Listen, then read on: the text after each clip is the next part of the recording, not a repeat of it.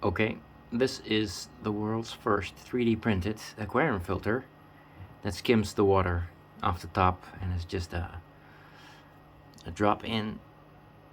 It's not attached to anything, it's just a square box. I've designed more filters, but this one actually gets the water from the surface, and I find that's crucial because after a while the water surface of a reef aquarium, of a saltwater aquarium, gets all kinds of contamination on the top and algae on the top. You cannot compare it to a freshwater aquarium, and it gets real messy, the surface. So it's crucial that the top layer of the water gets taken into the filter. So I can show you on the other side. As this happens, this actually has a wall cut out. This is about 10 millimeters below the water surface, and it gets a little bit of the water below the surface, but also you see that the dirt that's on the water surface will get stuck and get taken in by the filter sponge. And this is actually quite funny. I have the pump. So I have the pump in the second compartment. It drains down the water and it gets refilled by the first compartment that is below the water surface due to the wall cutout. Then this pump in the second compartment pumps it to the third compartment, where it goes down the sponge, and there is a hole in the wall of the third compartment that allows the water to go to the fourth compartment. The water must come up and it will flow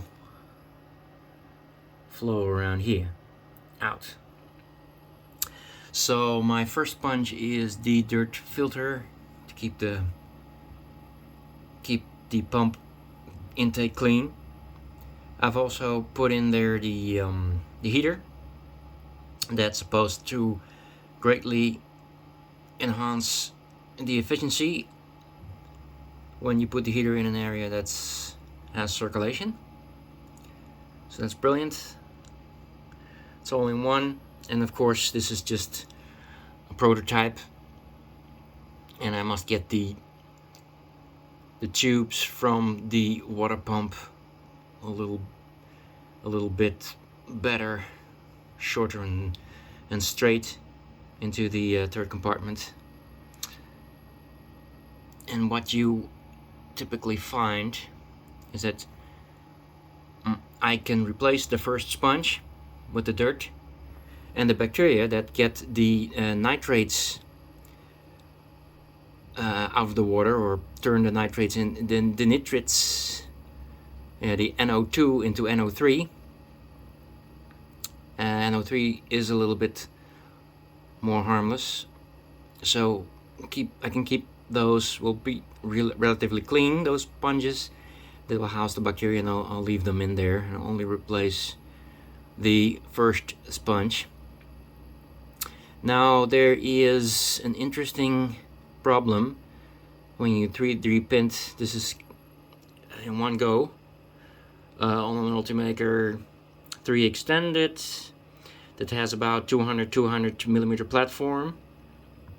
You can fiddle a little bit around and find the best, the largest size, but you will find that the bottom is a bit difficult to print and not completely watertight, and I think that's important. Otherwise the water will, a big part of the water will flow not through the sponges in the outlet, but just through the bottom. And I have a trick. So this is a previous example that had only 3 compartments. This is the bottom. Looks relatively nice, but if you really inspect it, then of course the bottom's all curled up, you get this pattern of small gaps, small gaps. And what you can do is you can take this reef glue, and I'm not sponsored by anything, but I usually take this, and you apply the glue in lines.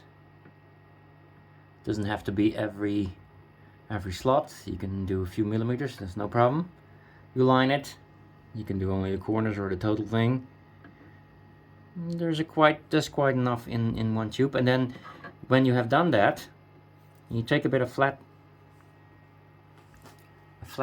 plastic part, or maybe the bottom of this one, and you scrape all the glue over the bottom and spread it out, and you do that until the whole bottom is covered nicely. You will see it's really it's not a problem to make it flat and to spread it out nice and evenly. So that'll be it's quite easily done, and it's quite clean process. You don't need don't need to worry about your kitchen table or anything. So, and then just leave it out there. It'll dry in a couple of hours in the air. This is glue that also dries underwater. Yeah, you're gonna want to have it dry before you put it in your aquarium on the bottom. You don't want it to be stuck on the bottom. So give it a couple hours. It'll be dry. You can smell it when it's dry. Then it doesn't smell anymore. It's completely supposed to be completely reef safe. This is used to put coral on stones. To glue small fracks of coral onto stones in your aquarium, and then it'll be almost or completely watertight, depending how you do. And let me show you what I meant by bottom in the hole. You see, I have a hole there. You can print it. Yeah, you select support when you're printing, and it'll print it completely with a door. But this is 2 millimeters thick. This wall, that I find it's sturdy enough, and you can print it with support, and you can very easily push it out. It'll have the vertical lines not printed, and then so they'll be free. They'll be clear, and then you can just push with your finger, pop, put the door out. So this was the previous one with the cutout, first compartment, and then it went to the second compartment, and I had the pump. At first I designed it to have the pump here and have a hole, a 3D printed hole with a tube, but it was unfortunately a little bit too small compartment for the pump, and to get the hose, of course, the pump attached to this hole. So I had it in the second compartment, and I thought, wait a minute, why don't I can get another compartment and just go with all sponges on the compartment. I don't need to divide this one up. So I did that, and it's working brilliantly. The surface keeps clear, and we'll see how it does, because I have a new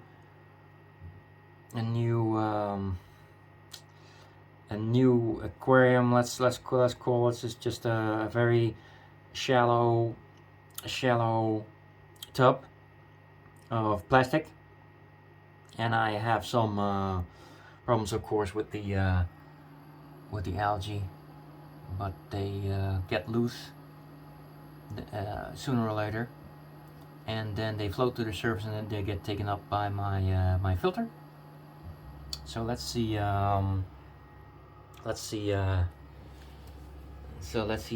This is a Trachyphilia.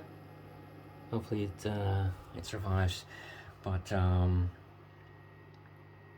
for now I just want to get I don't want to drill any holes. I don't want to order any designed aquariums to attach any biofilters. I just want to get any kind of aquarium, standard aquarium, and I want to place the filter in there without drilling any holes or making any permanent compartments in it.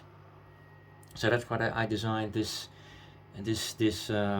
filter, and the interesting part is that when you have a couple of compartments higher than the compartment with the pump in, then that will assure that there's enough weight to keep the filter down.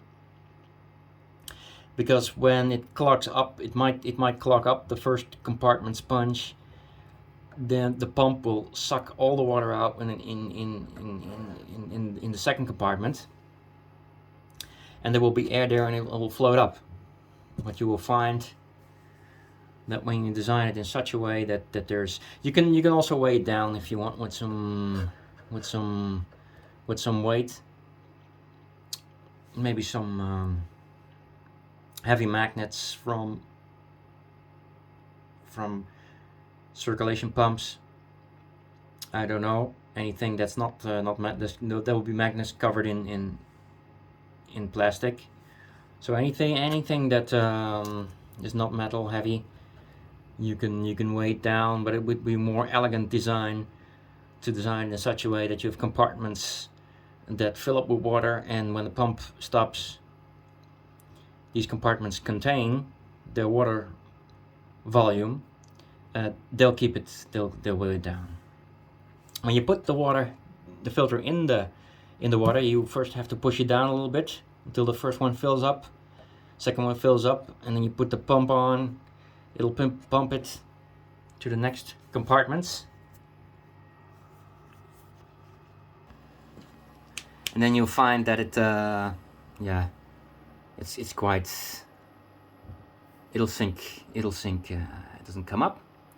So my next design will have even a little bit more higher wall thickness, and maybe on the side we'll get some weight reservoirs to keep this filter down when the pump sucks all of the water. When it pumps too fast, or it'll suck this second compartment dry, and then I want to prevent it from floating up.